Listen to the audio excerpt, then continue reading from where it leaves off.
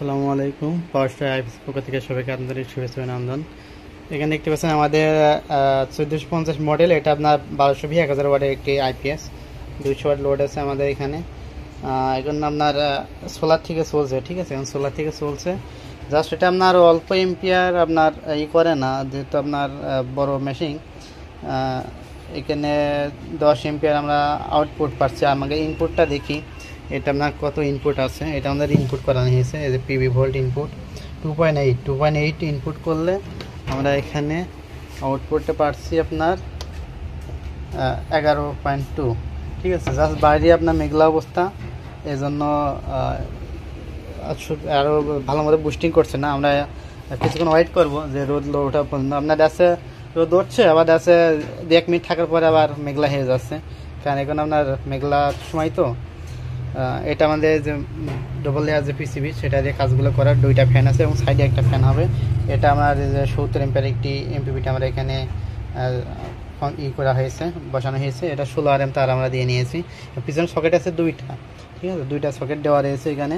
এটা যেহেতু একটা আপনার এশিয়া ইউজ হবে, তো এটা বাসায় না, এটা দোকানে ইউজ হবে। এই জন্য আমরা এটা 2 রকমভাবে অপশন করি না, যেটা এখানে কম্পিউটার চলবে সেখানে আপনার সমস্যা করবে না।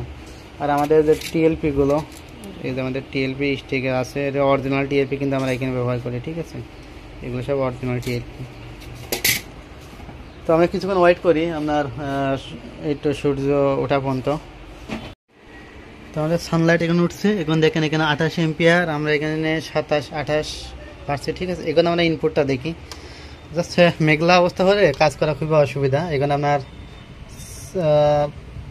আবার মেঘলা হয়ে যাচ্ছে, আস্তে আস্তে আবার মেঘলা হয়ে গেছে, মানে খুবই অবস্থা খারাপ। মানে এই অবস্থা আপনার লোড টেস্টিং করা যায় না, ঠিক আছে। আমার 4 এম্পিয়ার চলে গেছে, আবার এম্পিয়ার ডাউন করেছে, এই কিন্তু আবার ডাউন করে দিয়েছে।